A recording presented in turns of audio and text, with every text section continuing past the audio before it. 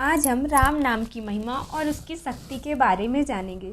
साथ ही आज यह भी जानेंगे कि प्रभु श्री राम ने अपने प्रिय भक्त हनुमान जी के ऊपर अमोघ शक्ति बाण क्यों चलाया था। तो चलिए शुरू करते हैं। अगर अभी तक आपने हमारे चैनल को लाइक और सब्सक्राइब नहीं किया है तो कर लीजिए। एक बार प्रभु श्री राम जी के दरबार में उनके गुरु वशिष्ठ जी पधारे। राम दरबार में हनुमान जी महाराज राम जी की सेवा कर रहे थे। वो राम जी की सेवा में इतने तन्मय हो गए कि गुरु वशिष्ठ के आने का उनको ध्यान ही नहीं रहा। सबने उठकर उनका अभिवादन किया, लेकिन हनुमान जी नहीं कर पाए। गुरु वशिष्ठ को यह बात बिल्कुल पसंद नहीं आई। तब उन्होंने राम जी से कहा कि राम, गुरु का भरे दरबार में अभिवादन नहीं करके अपमान करने पर क्या सज़ा होनी चाहिए। तब राम जी ने कहा कि गुरुवर, आप ही बताएं कि क्या सज़ा होनी चाहिए। वशिष्ठ जी ने कहा कि मृत्युदंड। राम जी ने कहा स्वीकार है। राम जी बोले कि गुरुवर, कृपया करके बताएं कि यह अपराध किया किसने है। तब वशिष्ठ जी बोले, बता दूंगा, पर राम, वो तुम्हारा इतना प्रिय है कि तुम अपने आप को सजा दे दोगे, पर उसको नहीं दे पाओगे। राम जी ने कहा, गुरुदेव, राम के लिए सब समान है। मैंने सीता जैसी पत्नी का त्याग धर्म के लिए कर दिया, फिर भी आप मुझ पर संशय कर रहे हैं। नहीं राम, मुझे तुम्हारे पर संशय नहीं है, फिर भी मुझे दंड के परिपूर्ण होने पर संशय है। अतः यदि तुम यह विश्वास दिलाते हो कि तुम स्वयं उसे मृत्युदंड अपने अमोघ बाण से दोगे, तो ही मैं अपराधी का नाम और अपराध बताऊंगा। राम जी ने पुनः अपना संकल्प व्यक्त कर दिया। तब वशिष्ठ जी ने बताया कि यह अपराध हनुमान जी ने किया है। हनुमान जी ने भी सिर हिलाकर हाँ कर दिया कि यह अपराध मैंने किया है। तब राम जी गुरु वशिष्ठ को दिए हुए वचन के अनुसार घोषणा कर दी कि कल सायंकाल सरयू तट पर हनुमान जी को मैं स्वयं अपने अमोघ बाण से मृत्युदंड दूंगा। फिर हनुमान जी अपनी उदासी की अवस्था में अपनी माता अंजनी के पास पहुँचे। माता अंजनी उन्हें देखकर चकित रह गईं कि मेरे लाल को ये क्या हो गया। वह इतना वीर, महावीर, अतुलित बल का स्वामी, ज्ञान का भंडार आज इस अवस्था में कैसे है। माता ने बार बार पूछा, पर जब हनुमान जी चुप रहे तो माता ने अपना वास्ता देकर पूछा। तब हनुमान जी ने बताया कि यह प्रकरण हुआ है अनजाने में।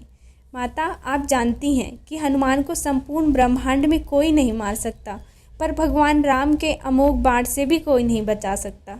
तब माता ने कहा कि हनुमान, मैंने भगवान शंकर से राम मंत्र प्राप्त किया था और तुम्हें भी जन्म के साथ ही यह नाम घूंटी में पिलाया है, जिसके प्रताप से तुमने बचपन में ही सूर्य को फल समझकर मुख में ले लिया था। उस राम नाम के जप से कोई भी तुम्हारा बाल बांका नहीं कर सकता, चाहे वे स्वयं राम जी ही क्यों न हो। राम नाम की शक्ति के सामने राम की शक्ति और राम के अमोघ शक्ति बाण की शक्तियाँ महत्वहीन हो जाएंगी। जाओ मेरे लाल, अभी से सरयू तट पर जाकर राम नाम का उच्चारण करना प्रारंभ कर दो। माता के चरण छूकर हनुमान जी सरयू किनारे राम राम राम रटने लगे। सायंकाल राम अपने संपूर्ण दरबार सहित सरयू तट पर आए। सबको कौतूहल था कि क्या राम हनुमान जी को सजा देंगे। फिर प्रभु श्री राम ने अपने महान शक्तिधारी अमोघ शक्ति बाण चलाने प्रारंभ कर दिए। हनुमान जी के ऊपर उनका कोई असर नहीं हो रहा था। तब गुरु वशिष्ठ जी ने शंका जताई कि राम, तुम अपनी पूर्ण निष्ठा से बाणों का प्रयोग कर रहे हो। तब राम जी ने कहा कि हाँ गुरुदेव, मैं गुरु के प्रति अपराध की सजा देने को अपने बाण चला रहा हूँ। उसमें किसी भी प्रकार की चतुराई करके मैं कैसे वही अपराध कर सकता हूँ। तो तुम्हारे बाण अपना कार्य क्यों नहीं कर रहे हैं। तब राम जी ने कहा, गुरुदेव, हनुमान राम राम की अखंड रट लगाए हुए हैं। मेरी शक्तियों का अस्तित्व अखंड राम नाम के सामने महत्वहीन है। इसमें मेरा कोई प्रयास सफल नहीं हो रहा है। आप ही बताएं गुरुदेव, मैं क्या करूं।